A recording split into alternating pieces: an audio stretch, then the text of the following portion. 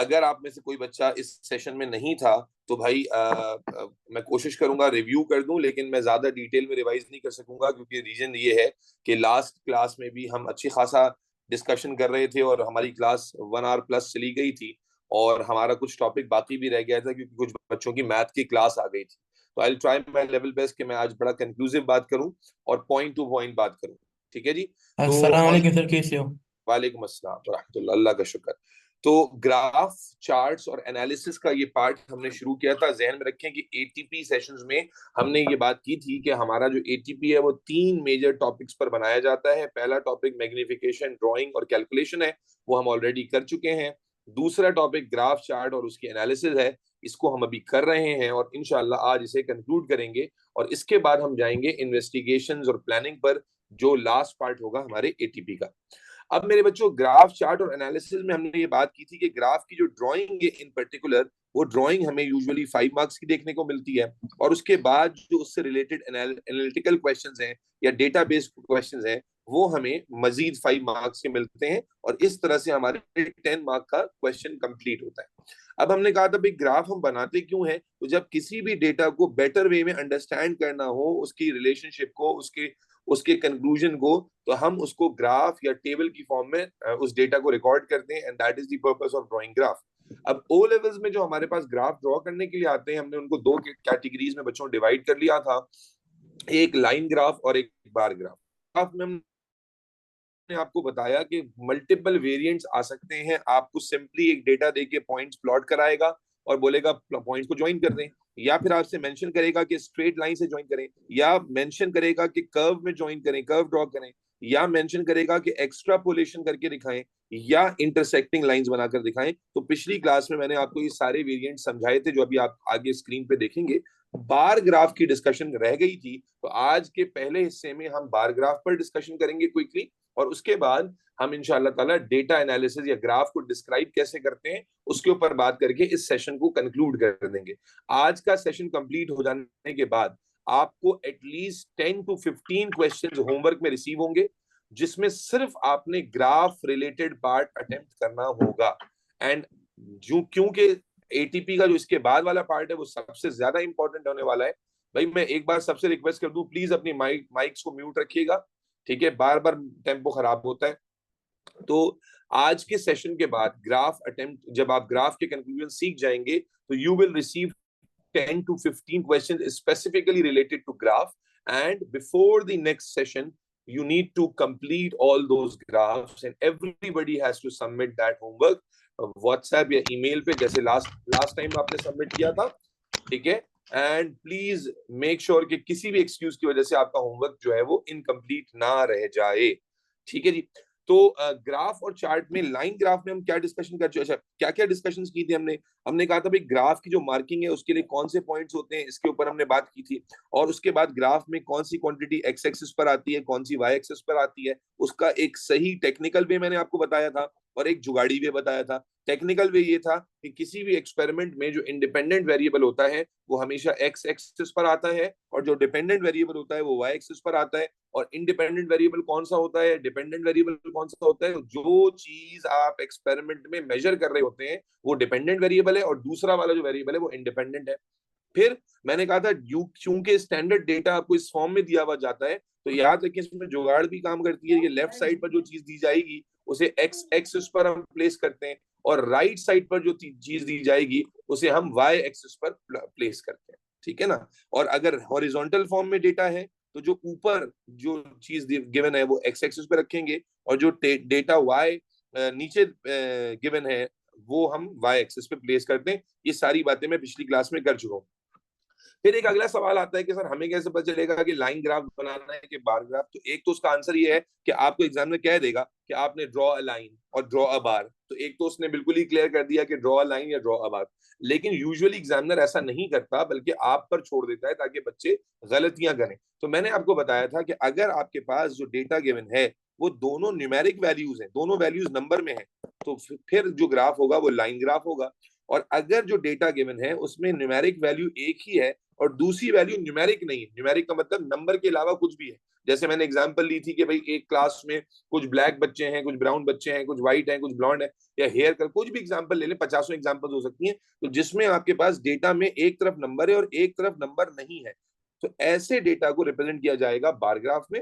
और अगर दोनों तरफ नंबर्स होंगे तो फिर लाइन ग्राफ बनाया जाएगा। ये बात भी हम आपको पिछली क्लास में बता चुके हैं। उसके बाद लाइन ग्राफ को एक हाइपोथेटिकल एग्जांपल के थ्रू हमने ड्रॉ करने की कोशिश की थी, और उसके जो मार्किंग पॉइंट्स हैं वो मैंने आपको बताए थे। मैं दोबारा से याद करा देता हूँ मार्किंग पॉइंट्स, कि सबसे पहले एक्सिस आपने ठीक ड्रॉ करने, उसमें ओरिजिन हमेशा दिखाना है, और जो एरोज हैं ये हमेशा शो करने हैं। ठीक है जी, ये जो बच्चे याद जिनको नहीं है, जो भी है, मैं रिवाइज इसलिए कर रहा हूँ क्योंकि मुझे आज बार ग्राफ में भी बहुत सारी बातें रिपीट करनी है। तो आपने ये एरोज दिखाने हैं, ओरिजिन दिखाना है, इसको हम कहते हैं ओरिजिन एक्सटेंशन, और फुल स्केल ग्राफ बनाना है। फुल स्केल का मतलब मैंने लास्ट टाइम भी मेंशन किया था कि ग्राफ के अंदर नहीं ग्राफ बनाना, बल्कि आपने पूरा फुल स्केल ग्राफ ड्रॉ करना है। फिर उसके बाद आपने एक्स और वाई एक्सिस को प्रॉपर्ली लेबल करना है, और इसमें जो यूजुअली गलती होती है वो आप यूनिट्स नहीं लिखते। याद रखें, यूनिट्स लाजमी लिखने हैं, और यूनिट्स कहां से लिखेंगे? जो टेबल आपको दिया होता है उसमें आपको यूनिट दिया हुआ होता है, तो what ever the unit is given, you simply copy that unit. ठीक है, तो आपने जैसे यहाँ लिखा एंजाइम कॉन्सेंट्रेशन गिवन थी इन मोल पर डीएम क्यूब, तो आपने यहाँ पर एंजाइम कॉन्सेंट्रेशन और स्लैश डाल के मोल पर डीएम क्यूब लिख दिया।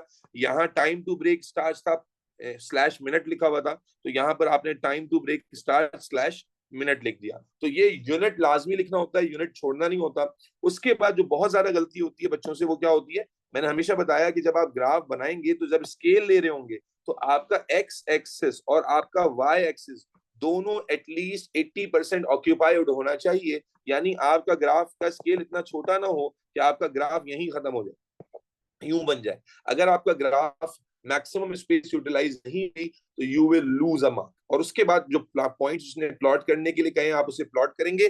प्लॉट करने के बाद जब पॉइंट्स को आप मेंशन करेंगे तो या तो आप क्रॉस यूज करेंगे, या आप डॉट, इन सर्कल डॉट या इन सर्कल क्रॉस इस्तेमाल करेंगे। कभी भी सिंपल डॉट इस्तेमाल नहीं होगा, this will be counted as incorrect. एक बात मैंने और मेंशन की थी कि ग्राफ ड्रॉ करते हुए एक बात का ख्याल रखें, बेटा ये माइक किसके खुल रह जाते हैं? वासे एलवी, माइक बंद करो। तो ग्राफ में एक चीज का और ध्यान रखना है कि जब आप लाइन ड्रॉ कर रहे हैं तो your line should be dark enough, जो क्लियरली विजिबल हो रही हो ग्राफ पेपर की लाइन पर। ऐसा ना हो कि समझ में ही नहीं आ रहा हो कि ग्राफ पेपर की लाइन कौन सी है और आपने कौन सी लाइन ड्रॉ की है। हल्के हाथ से डायग्राम, हमने डायग्राम में कहा था ड्रॉ करना, ग्राफ को आपने मोटी पेंसिल से ड्रॉ करना है ताकि वो लाइन क्लियरली विजिबल हो। खैर, उसके बाद फिर आपने जो प्लॉटेड पॉइंट्स उनको ज्वाइन कर देना है जैसा उसने कहा है। फिर मैंने मल्टीपल चीजें करके दिखाई थी कि एक्स्ट्रापोलेशन का क्या मतलब है, इंटरसेक्टिंग लाइंस का क्या मतलब है। तो ये सारी बातें मैं कर चुका हूं, जिसका मिस हो गया वो रिकॉर्डिंग से कवर करे। आज हम पहली डिस्कशन करेंगे बार ग्राफ की। अब क्योंकि कुछ बातें मैं ऑलरेडी बता चुका हूं कि बार ग्राफ कब बनता है, जब आपको एक ऐसा डेटा गिवन हो जिसमें दोनों वैल्यूज न्यूमेरिक ना हो, बल्कि एक न्यूमेरिक वैल्यू हो और एक जो है वो आपके पास नॉन न्यूमेरिक वेरिएबल हो, तो उसके केस में हम बार ग्राफ बनाते हैं। तो आए जरा बार ग्राफ की कंस्ट्रक्शन को देखते हैं और समझते हैं। यूजुअली बार ग्राफ क्योंकि कॉमनली बनाने में नहीं आता, इसलिए आप यूजुअली बार ग्राफ में काफी मिस्टेक्स करते हैं। ठीक है, बार ग्राफ में काफी मिस्टेक्स होती हैं, इसलिए बहुत ध्यान से देखिएगा कि बार, क्योंकि बायोलॉजी में ही बार ग्राफ ज्यादा बन रहा होता है, केमिस्ट्री में बार ग्राफ नहीं आता, एटीपी फिजिक्स में भी बार ग्राफ ड्रॉ करने के लिए यूजुअली नहीं आता। तो बार ग्राफ क्योंकि सिर्फ बायोलॉजी एटीपी में आता है और वो भी कम कम आ रहा होता है और आपकी प्रैक्टिस कम होती है, तो I have personally scene student response sheets जिसके अंदर बार ग्राफ में बच्चे बहुत ज्यादा मार्क्स लूज कर देते हैं, उनको बहुत सारी चीजों का क्लैरिटी नहीं होती। You need to be very sure कि हर बात आपको समझ आ जाए। तो बेटा याद रखिएगा, बार ग्राफ जो है कब बनता है, पहले मैंने आपको मेंशन किया, दोबारा बता दूं कि बार ग्राफ बनता है when one variable is a numeric value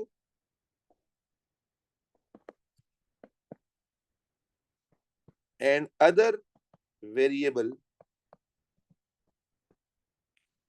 is non-numeric।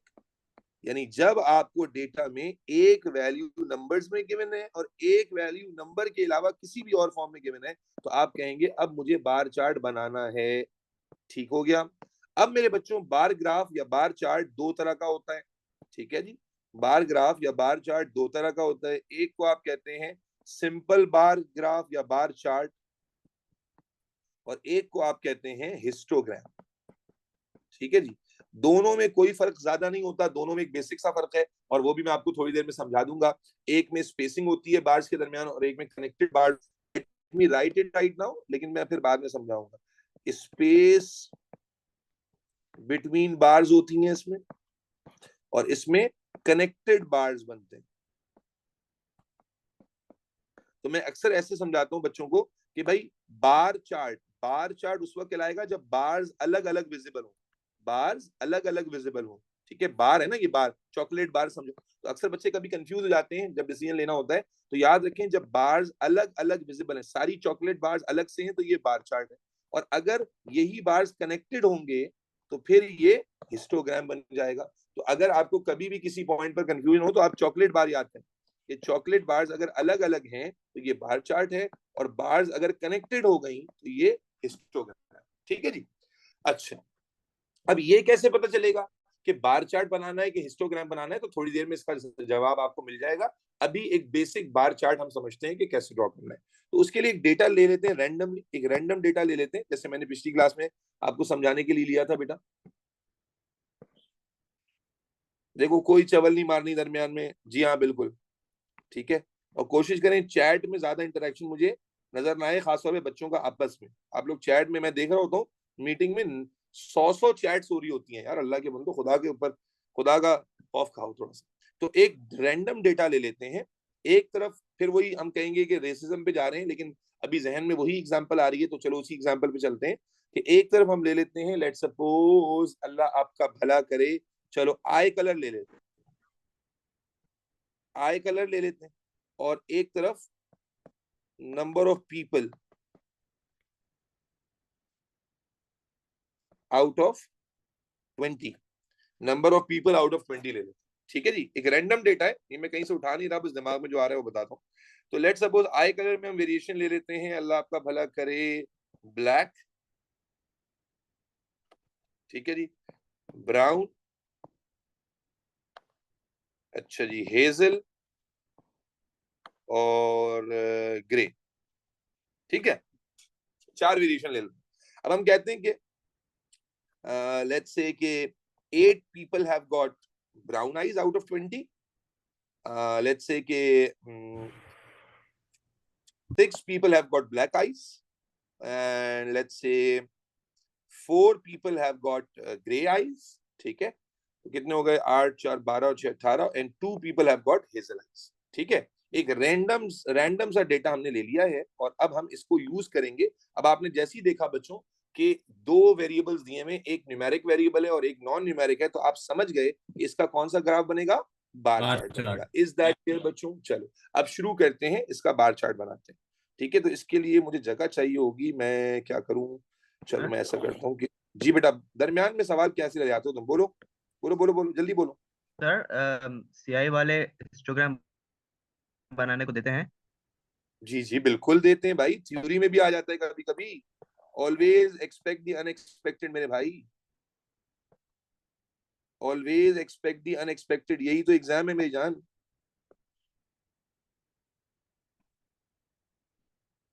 कम जरूर आता है, लेकिन याद रखना, मैं हमेशा कहता हूँ बच्चों से कि दुआ करो वो चीज आ जाए जो कम आती है लेकिन तुम्हें आती हो, उसमें तुम बच जाओगे। चलो जी, ये ग्राफ हमने यहाँ कॉपी मार लिया।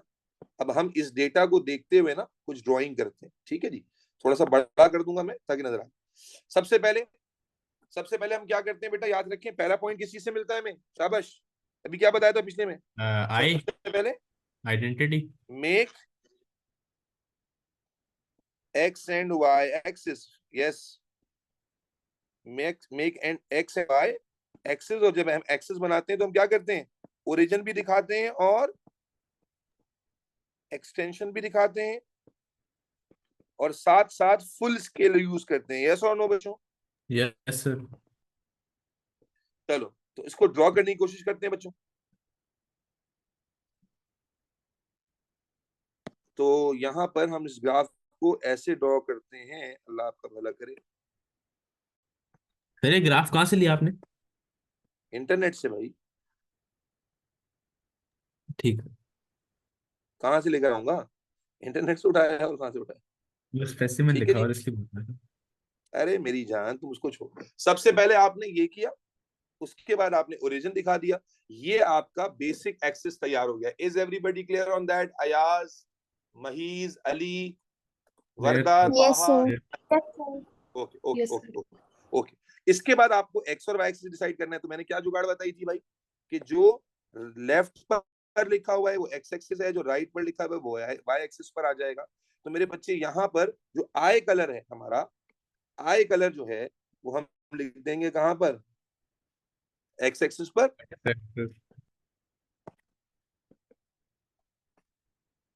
आप यहां लिख लें या साइड में लिख लें, कोई फर्क नहीं पड़ता, बस क्लैरिटी के साथ लिखना है। और यहां पर आ जाएगा बिल्कुल जो जो चीज टेबल में लिखी हुई है उठा के डायरेक्टली वही लिखना है, उसमें कोई शॉर्टकट नहीं मारना। Number of people out of 20 जैसे लिखा हुआ है वैसे ही लिख देना, ठीक है जी। ये आपने किया, आपने एक्स और वाई एक्सिस भी बना लिया। आपने जनाब आली अल्लाह भला करे उसमें ओरिजिन भी दिखा दिया, एक्सटेंशन भी दिखा दिया, और आपने एक्सिस को लेबल भी कर दिया। आपने label the axis, label the axis correctly, आपने करेक्ट लेबल भी कर दी। अब देखो बेटा, जो चीज यहाँ सबसे ज्यादा इंपॉर्टेंट है ना, जिसमें हमारा बच्चा सबसे ज्यादा गलती करता है, देखो आपको पहले पता चल चुका है कि आपको बार चार्ट बनाना है। तो बार चार्ट बनाने में याद रखिए सबसे इंपॉर्टेंट जो चीज है जिसमें सबसे ज्यादा गलती होती है और बहुत ज्यादा होती है, वो क्या, कि before you start drawing bars, आपको ना स्केल डिवाइड कर लेना। देखो आपको कितनी वैल्यूज प्लेस करनी है? 1 2 3 4, 4 वैल्यूज प्लेस करनी है, यस और नो? यस सर जी। Yes, sir. ठीक है। अब इन 4 वैल्यू को प्लेस आपने करना है एक्स एक्सिस पर। तो बेटा एक्स एक्सिस पर आप पहले से डिसाइड करो कि भाई आपने ये 4 वैल्यू कितनी, क्योंकि जो बार्स आपने बनाने ना, बार्स बनाने के लिए याद रखिए चंद शराइत है कि बार सारे के सारे इक्वल डिस्टेंस पे होने चाहिए, एक दूसरे से जो गैप होगा उनका बराबर होगा, नंबर 1। नंबर 2, बार्स की जो विड्थ है, विड्थ ऑफ द बार, वो हमेशा बराबर होनी चाहिए। और नंबर 3, बार्स जो है ना, क्या नाम है, ओरिजिन लाइन से हमेशा डिटैच होने चाहिए। क्या कहा मैंने? 3 कंडीशंस। बार जब आप ड्रॉ करते हैं तो 3 कंडीशंस का ख्याल रखना मैंडेटरी, और इसी में बच्चा फंस जाता है। Number 1, equal spacing between bars. Number 2 बेटा, equal width of the bar. And number 3, bar should be detached from origin.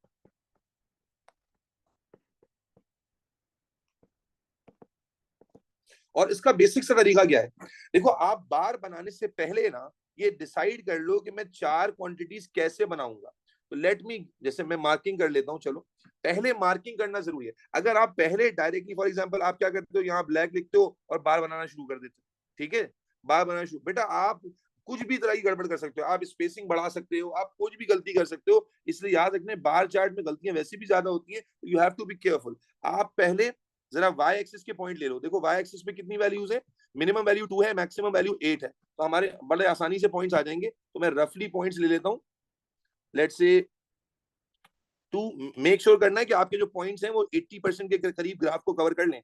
तो आप यहां अगर मैं लेता हूं 2, फिर लेता हूं 4, फिर लेता हूं 6 और फिर लेता हूं 8, तो मुझे बताइए 80% ग्राफ कवर हो रहा है या थोड़ा सा और कवर होना चाहिए? थोड़ा सा और। थोड़ा सा और। That is what I want you to realise, कि आप एग्जाम में जब करने बैठते हो ना, तो आप क्या करते हो, बस आप एक गो में करने के चक्कर में बेड़ा गर्क कर देते हो। तो याद रखें, आपको एक गो में करना है और सही करना है, और आपको पहले से कुछ रफ वर्किंग करनी पड़ेगी ताकि आप 1 गो में सही ग्राफ ड्रॉ करें और आपके मार्क्स ग्राफ में नहीं घटे। तो मैं क्या करता हूँ, थोड़ा सा और बड़ा कर लेता हूँ अपना स्केल, यहाँ 2 ले लेते हैं, ठीक है जी। फिर इसके बाद अल्लाह आपका भला करे, 1 2 बॉक्सेस के बाद यहाँ 4 ले लेते हैं, फिर यहाँ पर 6 ले लें, इसके बाद पर 8 ले लेते हैं। अब आप देखें ऑलमोस्ट पूरा ग्राफ इस्तेमाल हो रहा है, यस और no? Yes, sir. Yes sir. ठीक है, ये 8 थोड़ा सा और ऊपर जाएगा, मैं थोड़ा, ये 8 आ जाएगा यहाँ, ठीक है जी। ये आपने 6 ले लिया, ये आपने 4 ले लिया, 8 ले लिया। अब जब आपने y एक्सिस पर वैल्यू प्लेस कर दी, अब x एक्सिस पर भी आपको 4 वैल्यूज प्लेस करनी है। आपने 80% ग्राफ यहां पर भी इस्तेमाल करना है। तो late me give you an idea. अगर फॉर एग्जांपल मैं एक बार इतना बड़ा बनाऊं, उसके बाद एक बार की जगह छोड़ूं, फिर दूसरा इतना बड़ा बनाऊं, फिर एक बार की जगह छोड़ूं, फिर तीसरा इतना बड़ा बनाऊं, फिर एक बार की जगह छोड़ूं, और फिर चौथा इतना बड़ा बनाऊं, तो क्या चारों देखो मैक्सिमम जगह इस्तेमाल हो रही है? यस और no? Yes sir. Yes, sir. और देखो इक्वल स्पेसिंग, Sir. ये बार में मुश्किल नहीं होती, बट बच्चे जो है ना वो गधेपन में और लेजीपन में और उनकी प्रैक्टिस ना होने की वजह से गलती करते हैं। देखो मैंने पहला बॉक्स छोड़ा, ये पहला बार बनाया, दूसरा बॉक्स छोड़ा, ये दूसरा बार बनाया, तीसरा बॉक्स छोड़ा, ये तीसरा बार बनाया, फिर चौथा बॉक्स छोड़ा, ये चौथा बार बनाया। तो इस तरह से मुझे इक्वल स्पेसिंग मिलेगी बार्स में, और 80% एरिया इस आसानी से इस्तेमाल हो जाएगा। अगर मान लो मुझे 5 वैल्यूज रखनी होती, अगर 5, तो मुझे पता है अब एक अच्छा बच्चा ना रट्टा लगा के जाता है कि यार 4 वैल्यूज आसानी से आ जाती हैं, अगर 5 हो तो फिर मुझे गैप छोटा करना पड़ेगा। मैं क्या करूंगा, एक बॉक्स छोड़ूंगा, फिर एक बॉक्स का बार बनाऊंगा, फिर एक बॉक्स छोड़ूंगा, फिर एक बड़े बॉक्स का बार बनाऊंगा, फिर एक बॉक्स छोड़ूंगा, फिर एक बड़े बॉक्स का बार बनाऊंगा, फिर एक बॉक्स छोड़ूंगा, फिर एक बड़े बॉक्स का बार बनाऊंगा, फिर एक बॉक्स छोड़ूंगा और एक बड़े बॉक्स, तब भी मुझे 5 वैल्यूज आसानी से आ जाएंगी। यस और नो? तो मैं क्या यस करूंगा, जो सर। गैप मैं पूरे बड़े बॉक्स का दे रहा हूं ना, उसकी जगह मैं एक ये छोटे बॉक्स का गैप दे दूंगा। Is that clear? Clear sir. तो यूजुअली याद रखो, बार चार्ट्स में या तो 4 वैल्यूज रखनी होती है या 5। आमतौर पे 4 या 5 ही वैल्यूज आ रही होती है, मैक्सिमम 5 आती है। तो अगर एक बच्चा स्मार्ट है ना, वो पहले से पैटर्नाइज कर लेता है कि यार जब 5 वैल्यूज आएंगी तो मैं एक स्मॉल बॉक्स छोड़ के ग्राफ बनाऊंगा, और फिर स्मॉल बॉक्स छोड़ूंगा, फिर ग्राफ बनाऊंगा, फिर स्मॉल बॉक्स छोड़ूंगा, फिर ग्राफ बनाऊंगा। तो इस तरह से पूरा मेरा ग्राफ यूज हो जाएगा। और 4 है तो मैं एक पूरा बड़ा डब्बा छोड़ूंगा, फिर ग्राफ बनाऊंगा। तो अब आपने पहले से अंदाजा कर लिया कि यार एक अल्लाह भला करे मेरा ग्राफ यूं आ जाएगा, फिर एक डब्बा छोड़ के एक यूं आ जाएगा, फिर एक डब्बा छोड़कर एक पॉइंट यूं आ जाएगा, और फिर एक डब्बा छोड़कर एक पॉइंट यूं आ जाएगा। ये बार्स आ जाएगा। वंस यू डिसाइड, अब आप देखो आपकी इक्वल स्पेसिंग आ रही है, हर इक्वल स्पेसिंग है, यस और नो? विड्थ भी इक्वल है, यस सर। स्पेसिंग भी इक्वल है। अब आप you are ready to draw the graph. अब आपका माई का लाल कोई नहीं कंफ्यूज कर सकता। तो मेरे बच्चे समझना, अब पहला ग्राफ क्या था? ब्लैक का। लेट मी राइट ब्लैक है। तो ब्लैक के लिए क्या करना है? वैल्यू क्या थी ब्लैक के लिए? मेरी स्क्रीन चली गई क्या? हेलो, स्क्रीन नहीं आ जी sir. अभी आ जाएगी, अभी आ जाएगी। बस याद रखना, बार चार्ट में ये जो चीज है ना, बस इसमें गड़बड़ बहुत ज्यादा होती है, इसलिए बहुत एहतियात करना। इसके लिए पहले से प्रायर वर्किंग चाहिए होगी, ठीक है जी? पहले से प्रायर वर्किंग चाहिए। अगर आप वर्किंग पहले से कर लेंगे इंटेलिजेंटली तो आप गलती नहीं करेंगे, वरना मैं यकीन करें कि आप अगर 60 है ना, तो 60 में से कोई 10-15 ऐसे जरूर होंगे जो मिस्टेक करें। और यकीन कीजिए, ग्राफ में अगर मार्क लूज हो रहे हैं ना, तो आप बड़े अनफॉर्चुनेट हैं। तो अब आपने ब्लैक बना लिया। ब्लैक कितने थे? 6। तो आपका 6 वाला पॉइंट ये रहा। तो आप क्या करो, यहां से सीधा बार लाओ, यहां कनेक्ट करो, यहां से सीधा लाइन उतारो, यहां कनेक्ट करो, और ये बार बना दो।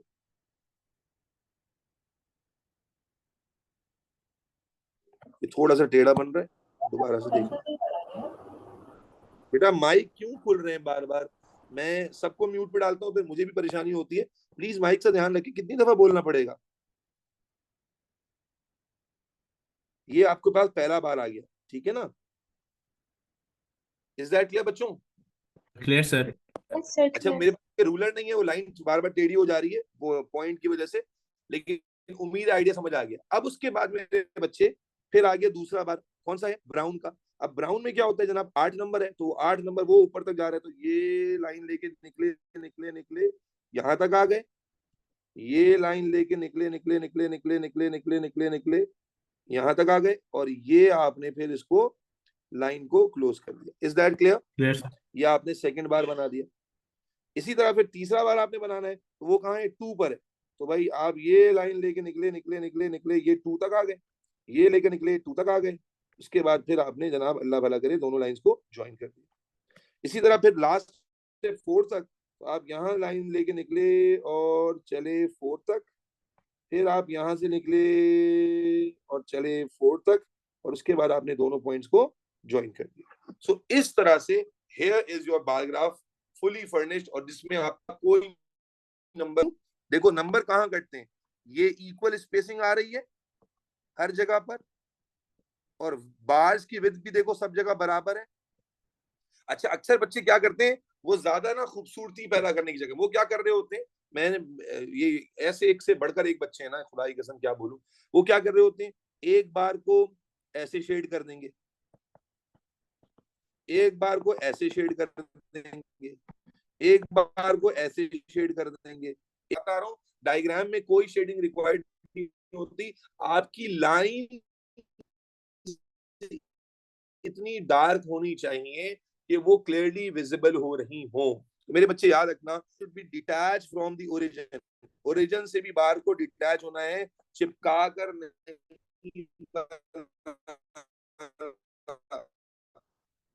ओरिजिन से चिपका कर नहीं बनाना। नो शेडिंग करते हैं, वो कहते हैं खूबसूरत नहीं लग रहा, तो वो क्या करते हैं, इसको ना जब ये ब्लैक ब्राउन हेजल ग्रे का जो सीक्वेंस दिया हुआ है, वो क्या करते हैं, इसको पहले अरेंज कर लेते हैं असेंडिंग या डिसेंडिंग ऑर्डर में, ठीक है। वो इसको या तो कर लेते हैं 8 6 4 2 या फिर कर लेते हैं 2। भाई जो डेटा गिवन है आपने उसको छेड़ना नहीं है, उसे असेंडिंग डिसेंडिंग ऑर्डर में अरेंज नहीं करना, जैसे दिया हुआ है वैसे ड्रॉ करना है और कोई शेडिंग नहीं करनी। Is that clear? तो इसलिए यार no shading and no rearrangement of the data, आपने रीअरेंजमेंट ऑफ डेटा नहीं करनी है। बेटा ये सारे पॉइंट्स का ख्याल आप रखेंगे तो आपका बार चार्ट 5 आउट ऑफ 5 वाला तैयार है। Is that clear? Yes, sir. Clear. Yes, sir. Yes, sir. यहाँ लेबल रह गया ब्राउन, यहाँ हेजल और यहाँ ग्रे। अयाज अली बात क्लियर है? ताहा बरकत, तला फरहान, राबिया आदिल, जैनब जुबैर, Yes.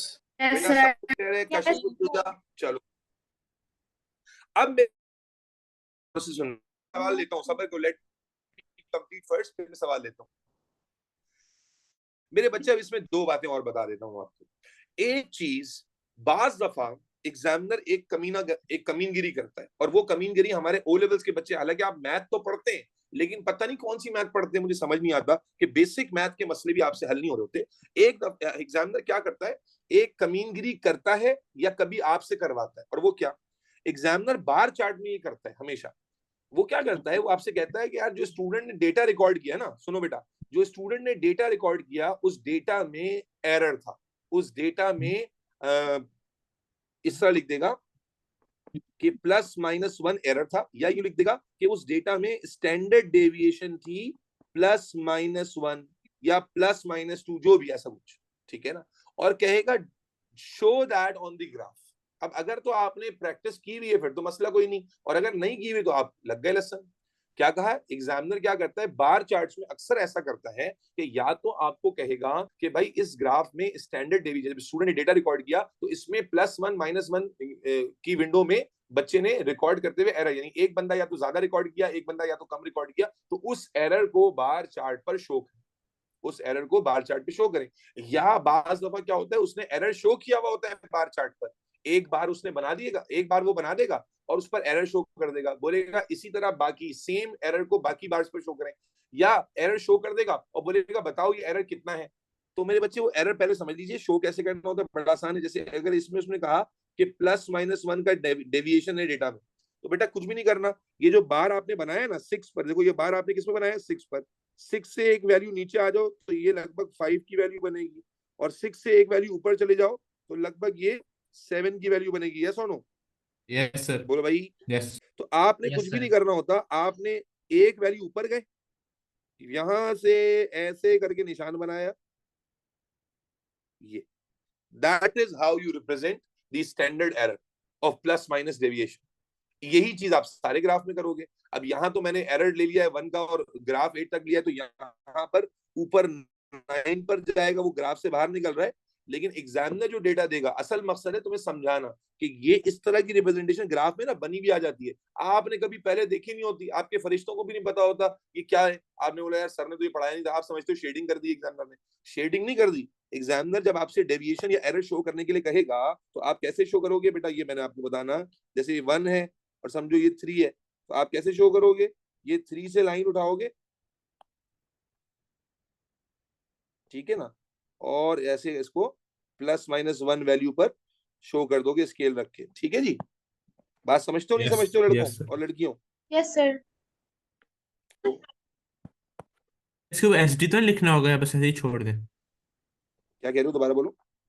एसडी इसके ऊपर लिखना है या बस छोड़ दें बना के? नहीं नहीं, लिखना नहीं भाई, लिखना होगा तो फिर ये रिप्रेजेंटेशन का फायदा क्या हुआ। बस जब आप ये रिप्रेजेंट कर देते हैं, दैट शोज। ठीक है सर, कौन से बार में, अरे सब में करना होगा। मैंने तो उसे लॉन्ग वाले में इसलिए नहीं किया, ऊपर जगह नहीं थी। जब वो कहेगा शो करना, सब में करना होगा। जब उसके डेटा में रिकॉर्डिंग आई है तो सब में शो करोगे। Is that clear? असल चीज जो बार चार्ट में एक और नई चीज आ जाती है, that is representation of error, और जिसको मैथमेटिकल या स्टैटिस्टिकल टर्म में स्टैंडर्ड डिवीएशन कहते हैं। तो स्टैंडर्ड डिवीएशन आपको वो बताएगा, ठीक है, कि ये इतनी वैल्यू की डेविएशन है। तो आप क्या करोगे, जो आपकी बार की लिमिट है, टावर की जो आपकी लिमिट है, उससे उतनी वैल्यूज ऊपर और उतनी वैल्यूज नीचे इस तरह से ड्रॉ कर दो। Is that clear everybody? Clear sir. Yes. ठीक है। या अगर मिसाल के तौर पे उसने बना कर दे दी और फिर पूछता है कि बताओ इस डेटा को रिकॉर्ड करने में क्या एरर है, और है तो कितना, तो फिर आप देखोगे कि यार ये टॉप था और यहां से एक वैल्यू ऊपर गए, तो आप बोलोगे कि भाई +1 और -1 का एरर। ठीक है, +1 ऐसे लिखेंगे, +1 -1 का एरर, या स्टैंडर्ड डिवीजन है +1 -1 की। Is that clear? Yes sir, clear. Yes, sir. Yes sir. जी जी, पेंसिल से करोगे भाई, पेंसिल से ही करोगे, पेंसिल से सब कुछ बताया था ग्राफ में, everything is going to be with pencil. बेटा उम्मीद है कि क्लियर हो गया होगा। अच्छा, अब आ जाओ एक आखिरी चीज, फिर ये ग्राफ की ड्राइंग खत्म करके एनालिसिस पे चलते हैं, और वो है हिस्टोग्राम। कि जब हिस्टोग्राम बनाना होता है फिर कैसे बनाते हैं। याद रखिए, हिस्टोग्राम बनाते हुए आप ग्राफ को कनेक्ट कर देते हैं, लेकिन इस हिस्टोग्राम क्योंकि मुश्किल होता, मुश्किल इस सेंस में नहीं होता कि अल्लाह भला करे आपका ड्राइंग मुश्किल है, लेकिन हिस्टोग्राम का जो डेटा होता है ना, वो इतना सिंपल नहीं होता जैसे ये डेटा है। तो इसलिए आप अगर बायोलॉजी एटीपीज में देखेंगे तो ज्यादातर आपको बार ग्राफ या बार चार्ट नजर आएगा, आपको हिस्टोग्राम कम दिखेगा। यूजुअली जब अभी मैं आपको क्वेश्चन भी भेजूंगा तो उसमें हिस्टोग्राम बना हुआ होता है और उससे रिलेटेड क्वेश्चन पूछ लेते हैं, या उसके कुछ बार्स बने होते हैं और कुछ बार्स आपसे बनवा लेते हैं। तो इस तरह की चीजें यूजुअली हमें हिस्टोग्राम में नजर आती हैं। हिस्टोग्राम में फर्क ये होता है कि जो डेटा आपको गिवन होता है ना, वो थोड़ा डिफरेंट है। और वो डेटा कैसे डिफरेंट होता है, let me give you one example. मैं बना के नहीं दिखाऊंगा, वो आप उम्मीद है कि खुद ही कॉमन सेंस से समझ लेंगे कि क्या करना है क्या नहीं करना। ठीक है, हिस्टोग्राम का डेटा थोड़ा सा डिफरेंट होता है। हम यूं कहते हैं कि हिस्टोग्राम का जो डेटा होता है ना बेटा, याद रखें, वो क्लास इंटरवल्स की फॉर्म में होता है। क्लास इंटरवल्स की फॉर्म में होता है। क्लास इंटरवल्स की फॉर्म का मतलब क्या होता है कि आपको जो डेटा गिवन होगा वो इस तरह गिवन होगा, 2 to 5, 5 to 8, ठीक है जी, 8 to 11, 11 to 14। तो अगर आप खुद से सोचें, लॉजिकली सोचें, जी हाँ मैथ आ गई ना, लॉजिकली सोचें कि अगर मैं 2 to 5 के लिए कोई चीज ड्रॉ कर रहा हूं तो अगली मैंने कहां से शुरू करनी है, उसी 5 से। तो चूंकि ये दो पॉइंट्स कॉमन हो जाते हैं, इसलिए जब ग्राफ बनता है तो ग्राफ में बाउंड्रीज क्या कर जाती हैं, बोलो? Overlap, cross. ओवरलैप हो जाती है। ठीक है ना। तो अगर एक जनरल रिप्रेजेंटेशन करूं मैं आपके लिए सिर्फ, तो आप समझिए कुछ इस तरह से, क्योंकि वो डेफिनेट सी बात है कि अच्छा, इसमें भी ख्याल वही रखना है बेटा, इसमें भी ख्याल वही रखना है कि विड्थ जो है ना, स्पेसिंग तो नहीं होती, लेकिन विड्थ इसमें भी बोलो सेम होनी चाहिए। Is that clear? तो जस्ट टू गिव यू, मेरे बच्चे क्या कर रहे हो तुम, मैंने क्या कहा, हिस्टोग्राम का डेटा, हिस्टोग्राम उस वक्त बनता है जब आपको डेटा क्लास इंटरवल्स की फॉर्म में दिया जाता है। क्लास इंटरवल का मतलब क्या होता है कि आपको एक डेटा में जो वैल्यू दी जाएगी वो दूसरे डेटा के साथ ओवरलैप कर रही होगी। तो जब आप ग्राफ में प्लेस करेंगे तो इट विल बिकम, मतलब अगर आप में लॉजिक कॉमन सेंस है तो इट बिकम वेरी ऑब्वियस कि जब आप 5 और 5 दोनों डेटा मिलेंगे तो 5 वाला पॉइंट कॉमन आ जाएगा ना। यस और no? Yes sir. Yes sir. ठीक हो गया। चलो मेरे बच्चे let me conclude this discussion, उसके बाद मैं एनालिसिस की तरफ चलता हूं। तो मेरे बच्चे, हम बात कर रहे थे ग्राफ चार्ट एनालिसिस की। Let me repeat this for everybody, ठीक है, ताकि कम से कम जितनी चीजें इस पे लिखी हैं वो आपको सब की सब पता है या नहीं। मैं सवाल की फॉर्म में पूछूंगा और जवाब भी देता जाऊंगा। अगर आप वो जवाब रिलेट कर पा रहे हैं तो इसका मतलब है ये पार्ट आपने कवर कर लिया। मेरे बच्चे, ग्राफ ड्रॉ कब किया जाता है? जब आपको डेटा को बेहतर तरीके से इंटरप्रेट करना हो, एनालाइज करना हो, तो आप ग्राफ ड्रॉ करते हैं। ग्राफ कितने टाइप के हैं जो आपके सिलेबस में है? दो तरह के, line graph, bar graph. Line graph में लाइन ड्रॉ होती है, बार ग्राफ के अंदर बार्स ड्रॉ होते हैं। लाइन ग्राफ मल्टीपल तरीकों से ड्रॉ हो सकती है, एग्जामिनर आपको हमेशा बताएगा। एग्जामिनर कहता है कि बस पॉइंट्स को प्लॉट कीजिए और लाइन ग्राफ बना दीजिए, तो आप पॉइंट करें, पॉइंट्स को प्लॉट करेंगे, डेटा पॉइंट्स को, कोऑर्डिनेट्स को, और बस सबको जोड़ देंगे। ठीक है जी। अब बाज दफा एग्जामिनर मेंशन करेगा कि भाई इसको रूल्ड लाइन से जोड़ें, तो स्केल रख रख के पॉइंट को जोड़ेंगे। बाज दफा एग्जामिनर कहेगा कि भाई कर्व बनाएं, तो फिर आप उसको हैंड से, हाथ से जोड़कर एक पूरा कर्व ड्रॉ करेंगे। फिर जो दो नई चीजें हैं वो ये है, एक एक्स्ट्रापोलेशन ग्राफ की और एक इंटरसेक्टिंग लाइंस। तो बेटा एक्स्ट्रापोलेशन एक्स्ट्रापोलेशन जो है उसमें क्या होता है कि ग्राफ आप एक्चुअल बना लेते हो, फिर एग्जामिनर कहता है कि इस ग्राफ को एक्स्ट्रापोलेट करो, तो आप जो जिस तरह ग्राफ ड्रॉ हुआ होता है, यू एक्सटेंड दोज पॉइंट्स आगे और पीछे, and that is what we call extrapolation. मैंने लास्ट क्लास में करके दिखाई थी। उसके बाद आ जाए टू और मोर इंटरसेक्टिंग लाइंस। तो अगर एग्जामिनर आपको कहता है कि भाई ग्राफ इस तरह ड्रॉ कीजिए कि इंटरसेक्टिंग लाइंस बन जाए, तो फिर कैसे ड्रॉ करना है मैंने उस दिन करके दिखाया था कि आप पॉइंट्स को जोड़ोगे तो आप सारे पॉइंट्स को यूं, यानी अगर आपको आपने यूं करके जोड़ दिया तो ये गलत हो जाएगा। जब एग्जामिनर ने कहा है कि टू इंटरसेक्टिंग लाइंस ड्रॉ करें, तो एक लाइन में जो पॉइंट्स आ रहे होंगे उनको एक लाइन से जोड़ेंगे, दूसरे को दूसरी लाइन से, तो यहां पर इंटरसेक्शन आ जाएगा। फिर क्या ग्राफ को ओरिजिन से ड्रॉ करना होता है, तो मैंने कहा अगर आपके डेटा में जीरो की वैल्यू नहीं है तो आप ओरिजिन से टच नहीं करेंगे। जरूरी नहीं होता कि हर ग्राफ ओरिजिन से स्टार्ट हो। ठीक हो गया।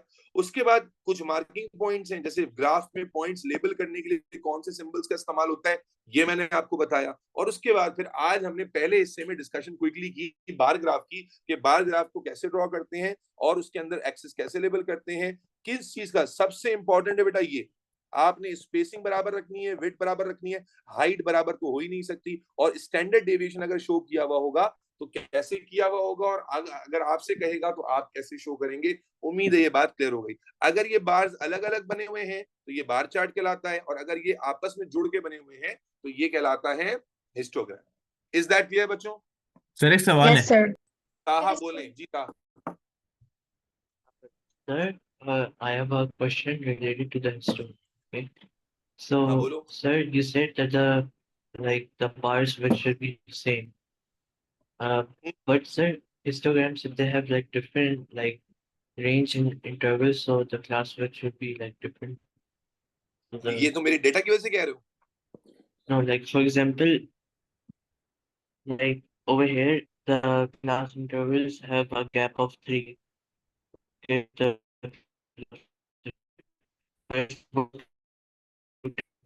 and then 10 to 20, then the bars will be unequal in terms of because class ये 2 to 5 width will be क्योंकि different. मैंने गैप मेरा इक्वल नहीं है ना, वो तो मैंने रैंडम डेटा लिया यार। अगर मैं इसको, मैं तो ऐसे ही उठा के एग्जांपल देने के लिए दे दिया। अगर मैं इसको प्रॉपर तरीके से लिखता तो मैं यही कहता भाई, let's suppose 1 to 5, 5 to 10, 10 to 15, तो बराबर हो जाता ना फिर यार।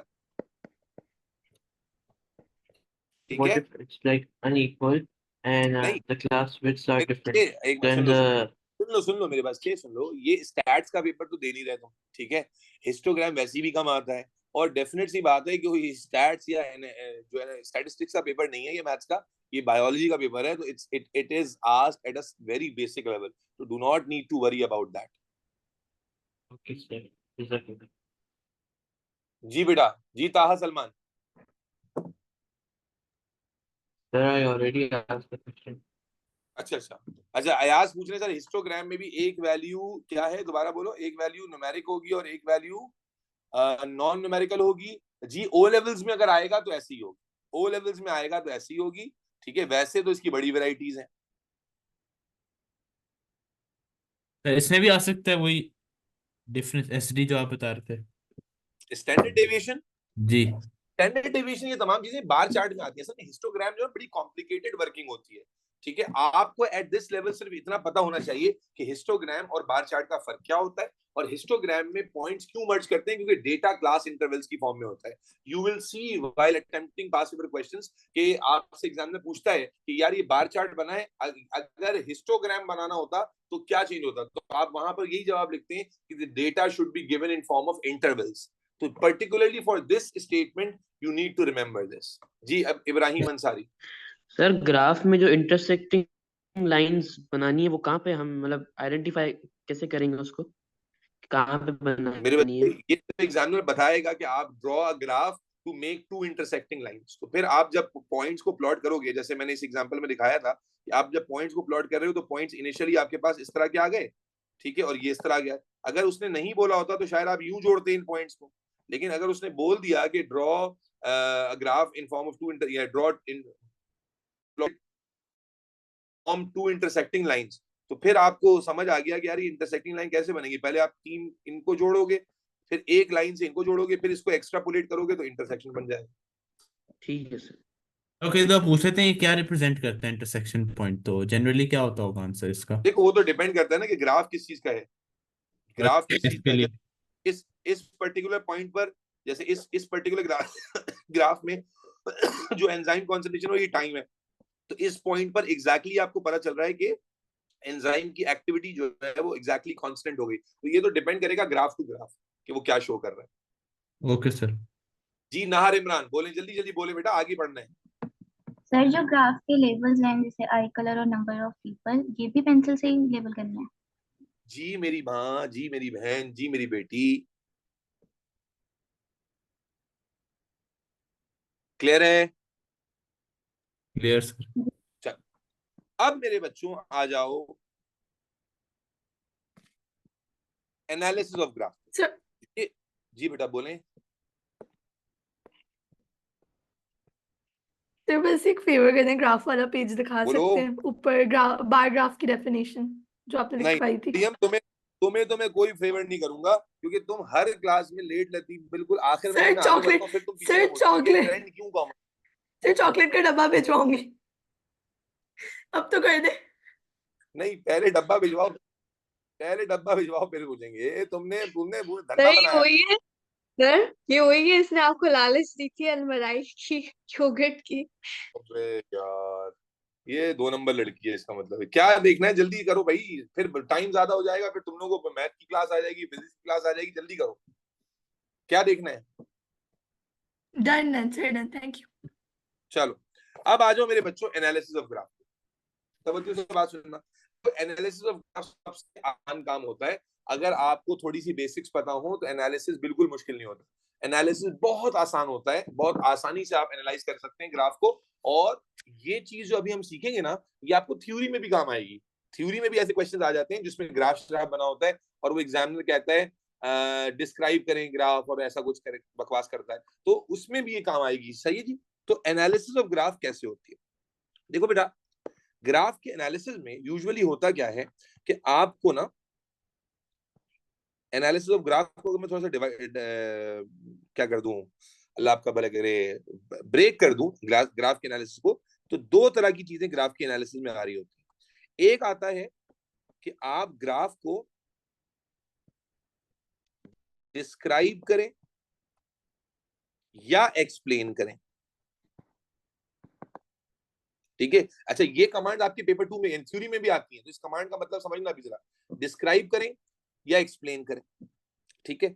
और एक आ जाता है क्वेश्चंस रिलेटेड टू ग्राफ, यानी जब आपको ग्राफ से related questions related to graph की एनालिसिस में 2 चीजें कवर होती हैं। एक एक्सप्लेनेशन और डिस्क्रिप्शन ऑफ द ग्राफ, दूसरा क्वेश्चंस रिलेटेड टू ग्राफ।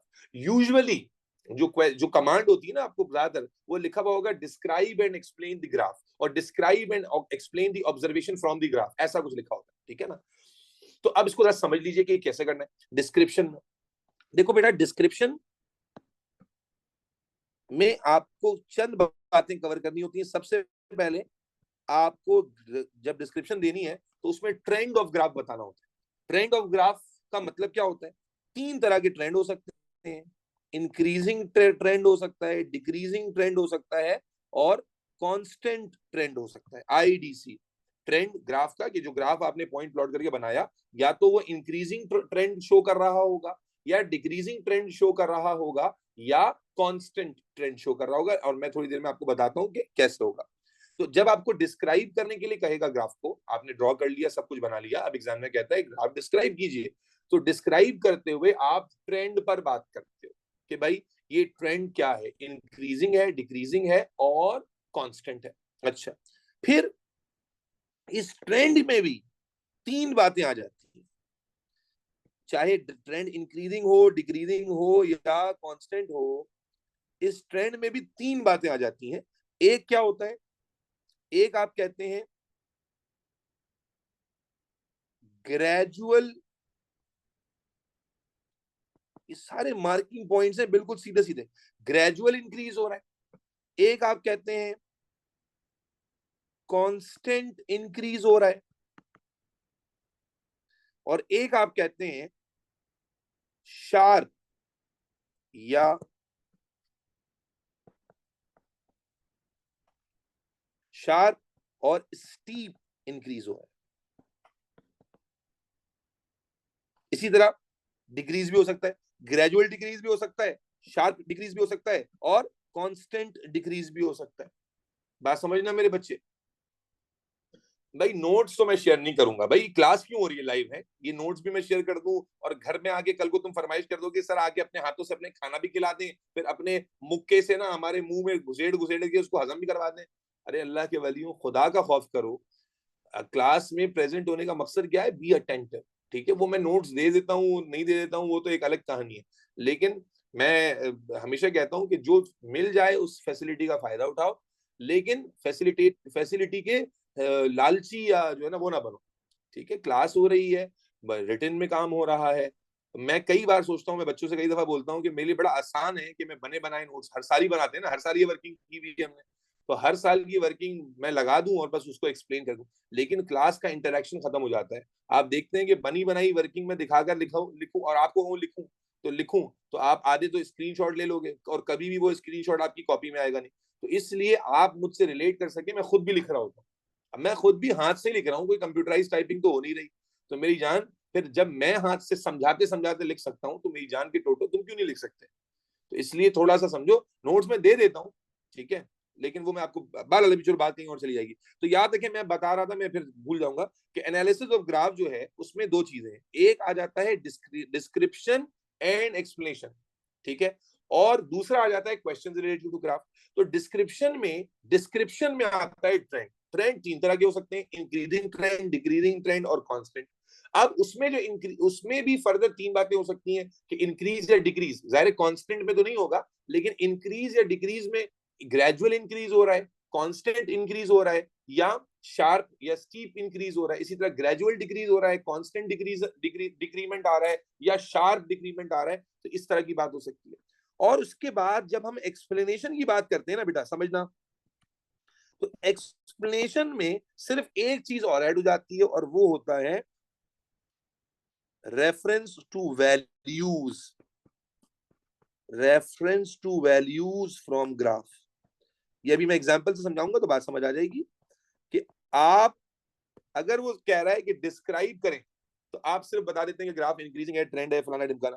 लेकिन अगर वो कहता है डिस्क्राइब एंड एक्सप्लेन, तो फिर आप ये भी बताओगे कि कौन से वैल्यू से लेकर कौन सी वैल्यू तक इंक्रीज हो रहा है, कौन सी वैल्यू से कौन सी वैल्यू तक शार्प इंक्रीज है, कौन सी वैल्यू से कौन सी वैल्यू तक कांस्टेंट है। ये वैल्यू फ्रॉम द ग्राफ भी कोट करोगे लाजमी। दोबारा सुन लीजिए, और ये चीज मैं बता रहा हूँ सिर्फ एटीपी में काम नहीं आएगी बेटा, ये थ्योरी में भी काम आएगी। दोबारा समझना, अगर आपसे टाइप में यूजुअली आता है ट्रेंड और नॉर्मली क्वेश्चन का कमांड होता है डिस्क्राइब एंड एक्सप्लेन, तो उसमें फिर आप रेफरेंस टू वैल्यूज को भी ऐड कर देते हो कि भाई ग्राफ में जो वैल्यू गिवन है ना वो भी आप मेंशन कर दोगे लाजमी। तो इस तरह से आपका ट्रेंड एक्सप्लेन होगा। अब आए मैं आपको समझाता हूं कि ट्रेंड कैसे पकड़ते हैं। बड़ा आसान है बेटा, आप अंधे तो हो नहीं, माशाल्लाह आसानी से ट्रेंड समझ सकते हो, तो बच्चे तो हो नहीं। अगर मान लीजिए हमारे पास ये तीन ग्राफ है,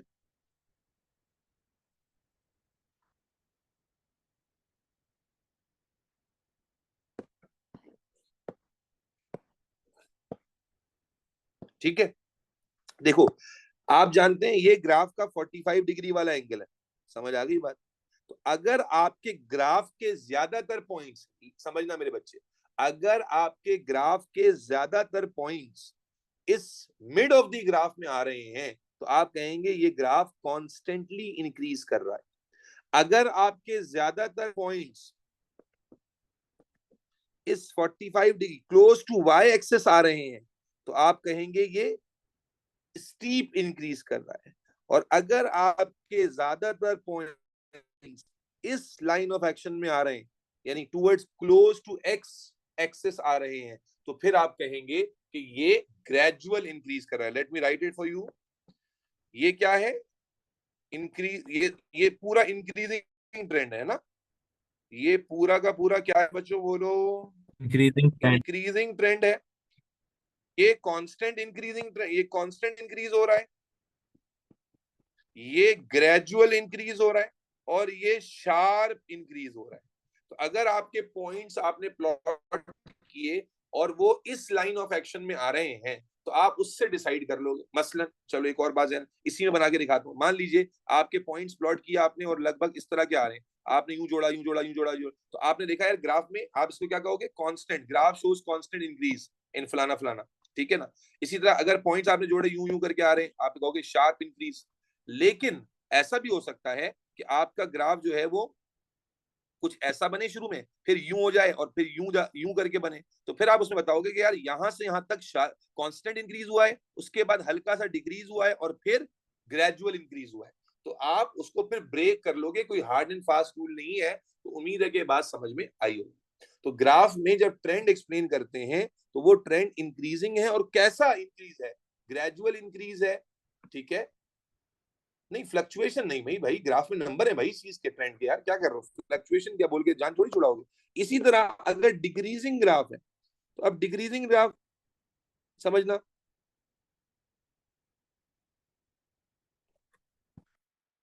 अगर डिक्रीजिंग ग्राफ है तो डिक्रीजिंग ग्राफ की कहानी क्या है कि अगर आपके पास ग्राफ यूं बन रहा है,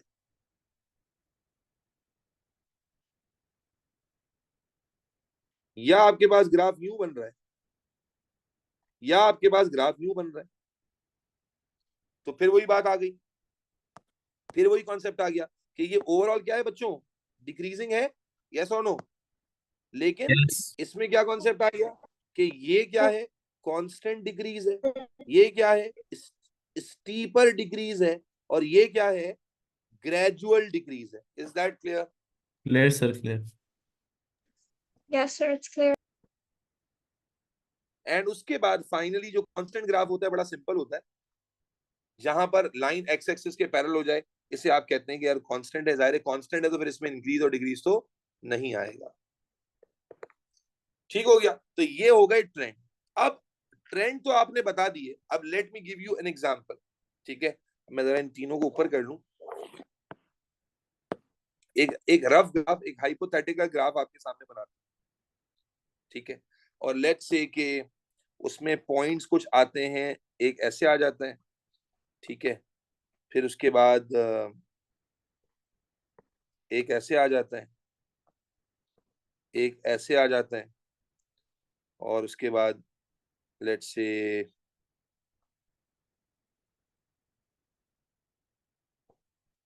एक ऐसे आ जाता है। अब आप इनको जोड़ते हैं, मिसाल के तौर पर आपने यूं करके जोड़ा, यूं करके जोड़ा, यूं करके जोड़ा, ठीक है ना। और लेट्स से कि अगर ये वैल्यू है, यहाँ कुछ वैल्यूज भी अज्यूम कर लेते हैं, यहाँ ले लेते हैं 2, यहाँ ले लेते हैं 4, यहाँ ले लेते हैं 6, यहाँ ले लेते हैं 7, इस तरह की वैल्यूज ले लेते हैं, ठीक है। या 8 ही ले लेते हैं थोड़ी गैप से। अब जब आप यहाँ एक्सप्लेन करोगे तो आप इस ग्राफ को जब डिस्क्रिप्शन दोगे तो आप क्या बोलोगे कि graph show an increasing trend. अब यहाँ जो आपको इंक्रीज नजर आ रहा है, आप देखें अलोंग द मिड लाइन नजर आ रहा है, तो आप बोलेंगे graph show a constant increase between, अब एक्सप्लेनेशन के साथ, बिटवीन लेट्स सपोज अगर ये टाइम है 2 to 4 मिनट्स है, तो in between 2 to 4 minutes graph show a gradual sorry constant increase. In between 4 to 6 minute time interval the graph remains constant, and then after 6 minutes the graph shows sharp increase. तो ये बात समझ आती है? Reference to value के साथ समझा रहा हूं। आप क्या कहोगे? आपने ग्राफ को ब्रेक कर लिया, आपने कहा इन between 2 to 4 minutes graph shows, yeah, there is a in between 4 to 6 minutes the graph nearly remains constant, and after 6 minutes there is a sharp increase in the graph. Is that clear? Clear, sir. Is everybody clear? Yes, Zainab, sir. Mahiz, Warda, Yes, Rabia, sir. Adil, Anan, Isma, Shazeen, Abdul Basit, Yes. anybody else in my Clear, class? sir. जी sir. तो मेरे Yes. बच्चों, मेरे नोने हालों वापस। तो graph की analysis में हमने कहा कि डिस्क्रिप्शन और एक्सप्लेनेशन होती है बेटा, और डिस्क्रिप्शन एक्सप्लेनेशन में डिस्क्रिप्शन होती है ट्रेंड, और एक्सप्लेनेशन होती है trend with reference to values. ठीक है ना? अब उसके बाद आ जाओ बेटा questions related to graph. Questions कैसे कैसे आ सकते हैं? तो बेटा मल्टीपल वैरायटी के क्वेश्चंस हैं। मैं 3-4 एग्जांपल्स आपके सामने रखता हूं जो कॉमनली रिपीट होते हैं। ठीक है जी, 3-4 एग्जांपल्स रखूंगा, ज्यादा टाइम नहीं लगेगा। ठीक है, मैथ की क्लास अगर 12 बजे है भाई, तो अब जो जाना चाहे घर को जाओ। मैं क्या कर सकता हूँ सर? हमें पता चलेगा ग्राफ ग्रेजुअल है, स्टीप है, कांस्टेंट है। अबे यार ग्राफ ड्रॉ करके पता चलेगा यार, क्या कर रहे हो? अब क्वेश्चंस जो हैं वो समझ लीजिए, 3-4-5 वैरायटी के क्वेश्चन है। लेट मी गिव जो मोस्ट कॉमन क्वेश्चन है उनकी सबकी एग्जांपल। ठीक है जी, questions related to graph.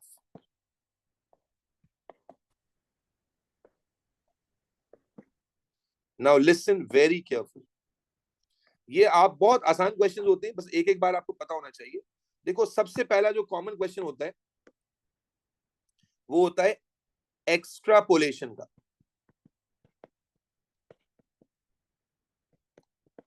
Extrapolation का मतलब मैंने उस दिन भी समझाया था। अब जिन बच्चों ने समझा हुआ है बहुत अच्छी बात है, जिन्होंने नहीं समझा हुआ दोबारा देख लो कि भाई एक्स्ट्रापोलेशन क्या मतलब। आपसे उसने एक ग्राफ प्लॉट करवा लिया, आपने एक ग्राफ बनाया, लेट सपोज यूं करके और यूं करके, और अल्लाह आपका भला करे यूं। ठीक है, और उसके बाद एग्जामिनर ने कहा कि इसे एक्स्ट्रापोलेट करें। अब एक्स्ट्रापोलेट में अगर एग्जामिनर मेंशन करता है तो ठीक है, नहीं तो आप दोनों तरफ से एक्स्ट्रापोलेट करेंगे। एक्स्ट्रापोलेट का मतलब क्या है? यहाँ स्केल रख के ऐसे इसी लाइन में डॉटेड लाइन बनाओगे। ठीक है, यहाँ एक्स्ट्रापोलेशन जब वो मेंशन नहीं करेगा, यहाँ पर आपने रूलर रखा और इसी को कंट्रोल किया, कंटिन्यू किया, और इसी तरह यहाँ पर भी स्केल रखा और इसी लाइन ऑफ एक्शन को कंट्रोल कंटिन्यू किया। इसे हम कहते हैं एक्स्ट्रापोलेशन। क्या कहते हैं? एक्स्ट्रापोलेशन। तो एक बेसिक क्वेश्चन तो क्या हो सकता है एग्जामिनर का कि भाई आप ग्राफ को एक्स्ट्रापोलेट कर दें। अगर वो कहेगा सिर्फ एक तरफ से करें तो एक तरफ से, यूजुअली एक तरफ से नहीं होता, दोनों तरफ से होता है, तो आप एक्स्ट्रापोलेट कर देंगे ग्राफ को। ठीक है जी, ये पहले टाइप का क्वेश्चन हो गया। दूसरे टाइप का क्वेश्चन जो आता है वो आता है एनोमलस पॉइंट का। एनोमलस पॉइंट या abnormal point.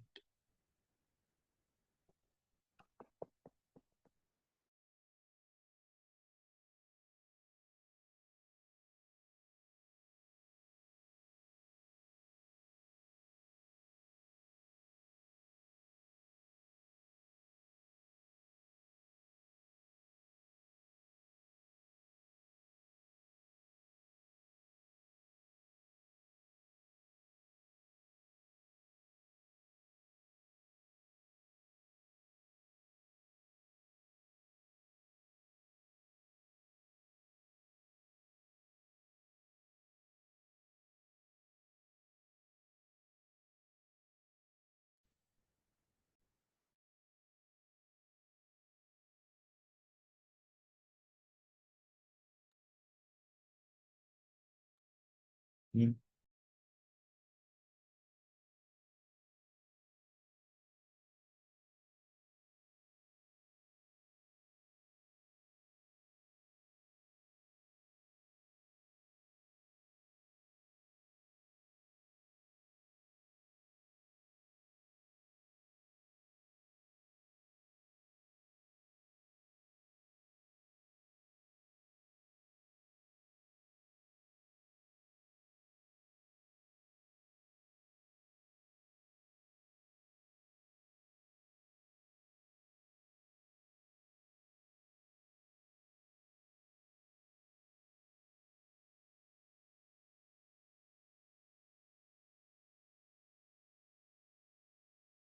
Hello, am I audible? Hello hello hello. Yes, जी sir. सर, अब आवाज आ रही है। Yes sir. Okay okay okay. अच्छा, बस आखिरी चंद लम्हाते जल्दी से देख लीजिएगा। तो मैं कह रहा था, दूसरे टाइप का जो क्वेश्चन आता है, जो बहुत ज्यादा कॉमनली आता है, वो आता है एनोमलस पॉइंट का। ठीक है, एनोमलस पॉइंट का सवाल आ जाता है कि भाई ग्राफ में एनोमलस पॉइंट बताइए कहाँ है। तो मुझे बताइए, अगर मैंने एक ग्राफ बनाया या आपने प्लॉट किया, तो आप एनोमलस पॉइंट किसे कहते हैं? जो ट्रेंड से हटके होता है। तो मुझे बताइए, ABCDE में से कौन सा पॉइंट आप कहेंगे, आइडेंटिफाई करेंगे कि एनोमलस है? D. D. क्या सारे बच्चे आइडेंटिफाई कर पा रहे हैं कि जो पॉइंट डी है एनोमलस है, ट्रेंड को follow नहीं कर रहा? यस और नो? Yes, sir. Yes, अब sir. मेरे बच्चे याद रखना, इसमें बड़ा एक कॉमन क्वेश्चन होता है, एग्जामिनर बोलता है suggest a reason for this anomalous point, suggest a reason for this anomalous point. और यहां पर बच्चा करता है गलत, क्योंकि बच्चा तो रट्टे मार के गया हुआ है। ठीक है ना, अक्सर बच्चे एक चालाकी करते हैं, यानी वो एबनॉर्मल रिजल्ट आ गया, अब वो कहता है एबनॉर्मल रिजल्ट का रीजन लिखें। तो बच्चे क्या करते हैं, वो बस एक ही रीजन रट्टा मार के गए, और वो है पर्सनल एरर, ह्यूमन एरर। और एग्जामिनर इतना खबीस हो गया है कि वो अब लिखता है other than human error identify the reason for the anomalous point. अब बच्चा फंस गया, क्योंकि बच्चे ने तो रट्टा लगाया हुआ था कि भाई एक ही बार, यानी अगर तो उसने मेंशन नहीं किया, तो आपका सेफ आंसर क्या है? अगर वो रीजन पूछ ले आपसे एनोमलस पॉइंट क्यों आया, तो भाई चूंकि ये एक्सपेरिमेंट किसी इंसान ने किया होगा, तो जाहिर है एनोमलस उसी वक्त आया जब सारे पॉइंट एक ट्रेंड में आ रहे, तो ये अलग क्यों आ गया? तो आप कह सकते हो कि ये पर्सनल एरर हुआ। पर्सनल एरर का मतलब ह्यूमन एरर हो गया, यानी ड्यूरिंग द एक्सपेरिमेंट कोई एरर आ गया, ह्यूमन एरर आ गया रिकॉर्ड करने में या कुछ भी। लेकिन एग्जामिनर अब बड़ा चालाक हो गया, एग्जामिनर को पता है कि बच्चा जो है ना ह्यूमन एरर रट्टा लगा के आया। तो एग्जामिनर क्या लिखता है कि other than human error suggest a reason for this anomalous behaviour. अब आप फंस गए। तो बेटा अब आपको कॉमन सेंस लगाना है, कुछ भी नहीं करना, कॉमन सेंस लगाना है, टेंशन लेने की नहीं, भाई बैठा है आपका। देखो बेटा, अगर ये पॉइंट, इमेजिन करो, थोड़ा सा कॉमन सेंस लगेगा, इमेजिन करो कि अगर ये पॉइंट एज पर ट्रेंड आ रहा होता, तो यहां कहीं आता, यस और नो? Yes, sir. अब मैं बहुत एक आपको जुगाड़ बता रहा हूं, जो बहुत ही लॉजिकल जुगाड़ है, जो हमेशा चलती, और आप सेफ रहते हो, पर्सनल एरर के अलावा भी आपको पता होता है। तो अब अगर ये यहां ना आकर ये वैल्यू नीचे आई है, अगर ये वैल्यू नॉर्मल आती तो यहां पर आती, यहां कहीं पर आती, और अब यहां पर की बजाय ये यानी ये वैल्यू यहां कहीं आती, और अब यहां पर आ रही है। तो इसका मतलब है डिफरेंस किस चीज में आ रहा है? वाई एक्सिस की वैल्यू में, यस और no? In this particular case difference किस चीज में आ रहा है? प्राइमरीली वाई एक्सिस की वैल्यू में, यस और नो? Yes sir. यानी अगर सही ट्रेंड के अकॉर्डिंग वैल्यू ली जाती, तो वैल्यू थोड़ी ऊपर जाकर आती, और गलत ट्रेंड की वजह से वैल्यू जल्दी आ गई है। तो याद रखिए, इसका एक सिंपल सा जुगाड़ है, वो क्या है कि आप क्या करते हो, हमेशा आप एनोमलस पॉइंट से ना यहां यूं करके लाइन बनाओ, और यहां यूं करके लाइन बनाओ।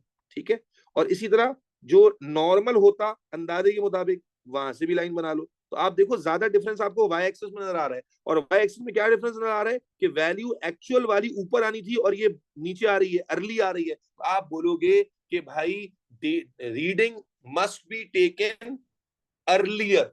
रीडिंग या जो भी चीज है, टाइम है, कलर है, बबल्स हैं, आप बोलोगे number of bubbles are measured earlier, not at optimal time.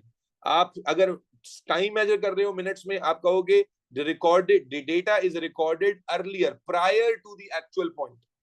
ये लॉजिकल भी, समझो ना, लॉजिक समझ आती है कि भाई अगर मैं डेटा थोड़ा सही से रिकॉर्ड करता, तो मुझे डेटा की रीडिंग ऊपर मिलती, मैंने जल्दबाजी में जल्दी रिकॉर्ड कर लिया, यस और नो? Yes sir. अच्छा, अब ये जरूरी नहीं है कि ये हमेशा डेटा जल्दी आए, हो सकता है एनोमलस पॉइंट ऊपर आ रहा हो सकता है मेरे बच्चों एनोमलस पॉइंट बजाय नीचे आने के, अगर एनोमलस पॉइंट यहां कहीं पर आ रहा होता, इमेजिन करो एनोमलस पॉइंट यहां कहीं आ रहा होता, ठीक है जी, समझना, एनोमलस पॉइंट यहां कहीं पर आ रहा होता, तो फिर आप वही वही जुगाड़ वही होता कि आप बोलते हैं नॉर्मल ट्रेंड में यहां आता, और अब यहां आ रहा है, इसका मतलब है इसको डिले से रिकॉर्ड किया गया, यस और नो? इसको डिले से रिकॉर्ड किया गया, यस और नो बच्चों? Yes, sir. अच्छा, एक और अभी अयाज ने पूछ लिया, वो भी समझा दूं कि मान लो कि जनाबे अली एनोमलस पॉइंट हल्का सा हिल रहा होता, बराबर बराबर में आ रहा होता। Let me just give you this example कि हल्का सा हिल रहा होता, यानी कि कुछ इस तरह से कि एनॉमलस पॉइंट यहां कहीं पर आ रहा होता और एक्चुअल पॉइंट यहां कहीं पर आ रहा होता। तो भाई मैंने तो जुगाड़ बताई। जुगाड़ क्या है कि आप यहां इसके एक्चुअल पॉइंट से लाइन बनाते और इसके ये लाइन बनाते। अब आपको ज्यादा डिफरेंस अगर यहां दिख रहा है यहां पर, तो एनॉमलस पॉइंट में जो एक्स एक्सिस की वैल्यू है, इसका मतलब है उस वैल्यू को डिले करके रखा गया। उस वैल्यू को रिकॉर्ड करने में या उस वैल्यू का सैंपल साइज सही तरीके से नहीं प्रिपेयर किया गया।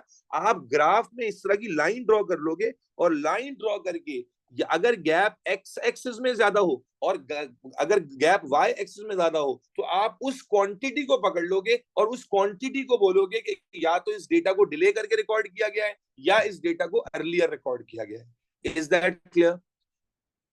Yes, sir. Yes, बेटा sir. बराबर में जानू अयाज, अब क्या नींद में हो क्या? अब ये तो समझाया, अगर बराबर में है, ये आ रहा था और ये एनामलस पॉइंट आ गया, तो इसका मतलब है एक्स एक्सिस पे डिफरेंस आएगा ना यार। क्या नींद में तो नहीं हो? वाई एक्सिस दोनों का बराबर हो रहा है, एक्स नहीं एक्सिस पे सर, डिफरेंस मेरा आ रहा मकसद है। है अब कि आप आप सर एक मिनट, एक क्वेश्चन है। हाँ मेरा मकसद है आपने जैसे कि हल्का सा डिफरेंस है, मैं पूछ रहा हूँ अगर बिल्कुल ही बराबर में हो दोनों पॉइंट्स, जैसे कि मिसाल पे अगर बी है, बी के बिल्कुल ही बराबर में एनामलस पॉइंट हो, तो फिर क्या होगा? अबे तो एनॉमलस क्यों होगा वो? अगर इतना ही क्लोज आ जाएगा फिर एनॉमलस थोड़ी रहेगा वो। एनॉमलस तो ग्राफ कौन सा हमेशा स्ट्रेट लाइन बनता है अंकल? ये लॉजिकली तो सोचो। नहीं तो सर ग्राफ तो एनामलस तो होगा ना वो, क्योंकि जैसे अरे कि एक ट्रेंड फॉलो हो रहा है, इंक्रीजिंग ट्रेंड, फिर वो डिक्रीजिंग ट्रेंड की तरफ चले गए, तो फिर आप मुझे स्क्रीन पे बना के दिखाओ। अच्छा एक मिनट बना रहा हूँ। तुम पता नहीं क्या क्या बोलना चाह रहे हो। मैं एनोटेशन देता हूँ, मेरी स्क्रीन पे बना के दिखाओ क्या क्या बोल रहे हो। एनोटेशन आ रहा है मेरी स्क्रीन पे? कहाँ से खुलती है? आप अलाउ यहाँ करें से। अथॉरिटी। मेरी स्क्रीन पे बना के दिखाओ तो मैं समझूं कि क्या बोलना चाह रहे हो।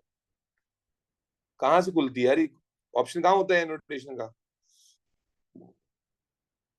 देखो मेरी स्क्रीन पे राइट कर पा रहे हो कि नहीं? नहीं, आपकी स्क्रीन पे अभी मैं एनोटेट नहीं कर पा रहा। नो तुम ऐसा सर। करो, मुझे पेपर पे बना के पिक्चर भेजो ताकि मैं इस पे कॉपी पे यहाँ बना दूं कि तुम क्या बोलना चाह रहे हो। अच्छा सही है, एक मिनट रुकिए।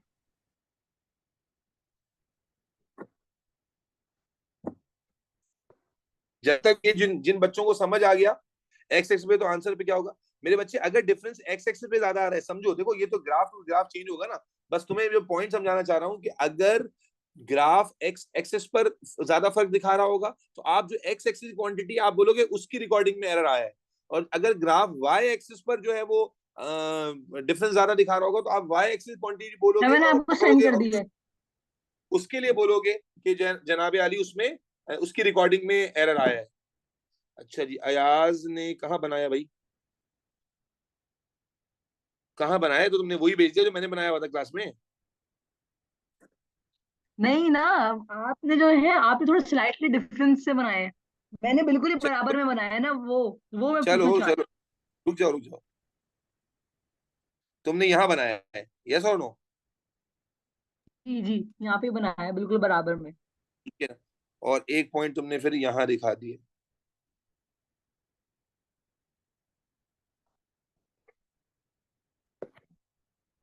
जिसकी वजह से ग्राफ यू बन गया, ऐसा ही है ना? जी जी जी, ऐसे ही है। अरे अरे मेरे भाई, तो लॉजिक तो अभी भी सेम रही ना। क्या लॉजिक सेम रही?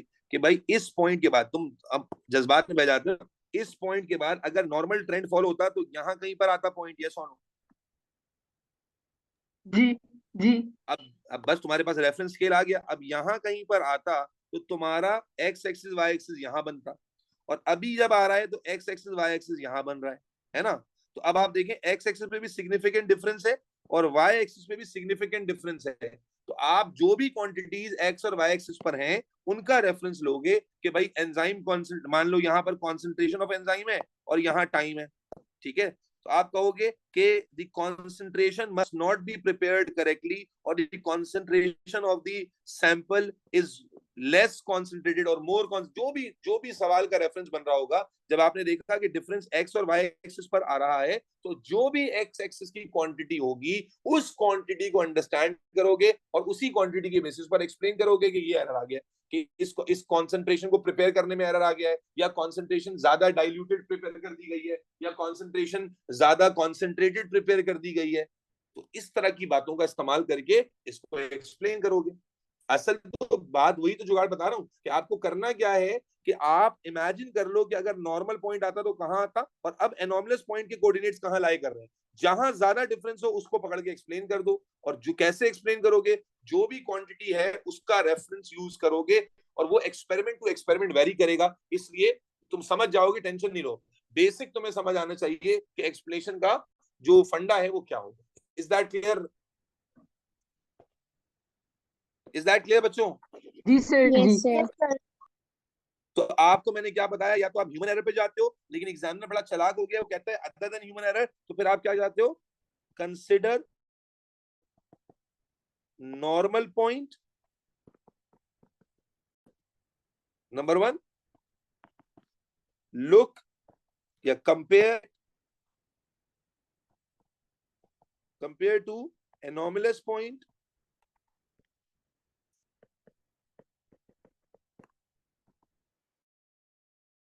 explain the error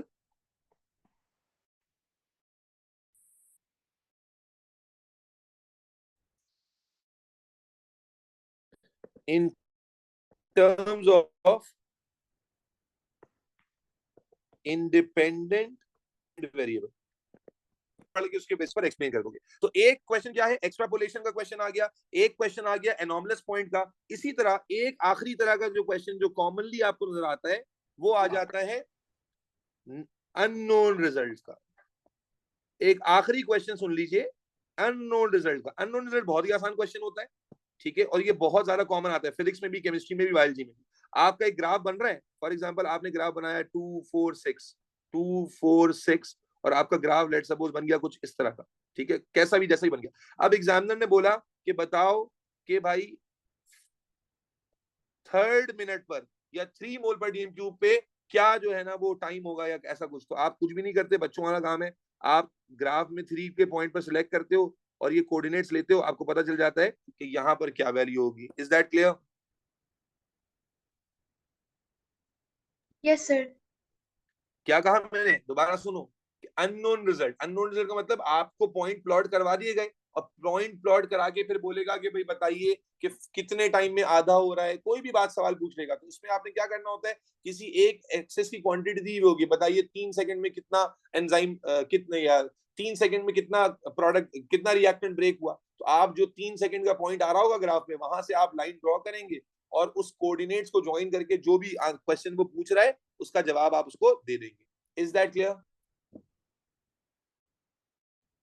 yes sir. Yes. तो मेरे बच्चे, these were some common question जो ग्राफ से रिलेटेड पूछे जाते हैं, और उम्मीद है कि इन्हीं क्वेश्चन में से आपको क्वेश्चंस देखने को मिलेंगे। That's it. याद रखें, ये जो एक एक क्वेश्चन आता है, इसके क्वेश्चन के यूजुअली 2 मार्क होते हैं, और ये जो पीछे ट्रेंड आता है इसका 3 मार्क होते हैं। तो 3 और 2 5 मार्क यहाँ बन जाते हैं, और ग्राफ की ड्राइंग भी तकरीबन 5 मार्क की बनती है। तो इस तरह से मिलाकर टोटल 10 मार्क आपको ग्राफ के क्वेश्चन से मिलते हैं। And that's it from the graphical discussion. अल्हम्दुलिल्लाह सुम्मा अल्हम्दुलिल्लाह, ग्राफ के ऊपर बेसिक हमारा कंप्लीट हो गया। Now you will receive shortly, आज रात में या कल सुबह तक आपको 10 से 15 क्वेश्चंस ग्राफ से रिलेटेड मिलेंगे, और उन क्वेश्चंस को आप यूजिंग ऑल दीज की पॉइंट्स सॉल्व करेंगे, ग्राफ प्लॉट करेंगे। मेक श्योर ग्राफ में प्लॉटिंग में पेंसिल से जो लाइन है वो क्लियरली विजिबल हो, आपके जो पॉइंट्स की मार्किंग है वो इंसर्कल्ड पॉइंट्स में हो, ठीक है, और प्रॉपर्ली विजिबल हो, एक्सिस प्रॉपर्ली लेबल हो, हर चीज प्रॉपर्ली लेबल हो, और इस चीज को यूज करके आप ग्राफ करेंगे इंशाल्लाह। अब जब हम अपने अगले एटीपी सेशन में मिलेंगे तो it would be a very knowledgeful session, जो कि होगा हमारा इन्वेस्टिगेशन प्लानिंग से रिलेटेड, और कमाल का सेशन होने वाला है। और उसके बाद बहुत सारा आपको सॉफ्ट कॉपी मटेरियल भी मैं दूंगा, ताकि जो है वो आप उसमें और बेहतर तरीके से एक्सेल कर सके, और हम अपने एटीपी की डिस्कशंस को क्लोज करने की तरफ जाएंगे। एंड देन इंशाल्लाह ताला फिर 1-2 पास पेपर्स में आपके साथ सॉल्व करूंगा, और फिर बाकी एटीपी की प्रैक्टिस हम अपने एग्जाम से पहले का जो गैप है उसमें करेंगे। ठीक है जी। एमसीक्यू सेशन कराएंगे, जी जी बिल्कुल होता है भाई, सब कुछ होगा। अभी तो एटीपी सेशन था तो एटीपी की बात करेंगे ना। चलो भाई, अपना बहुत सारा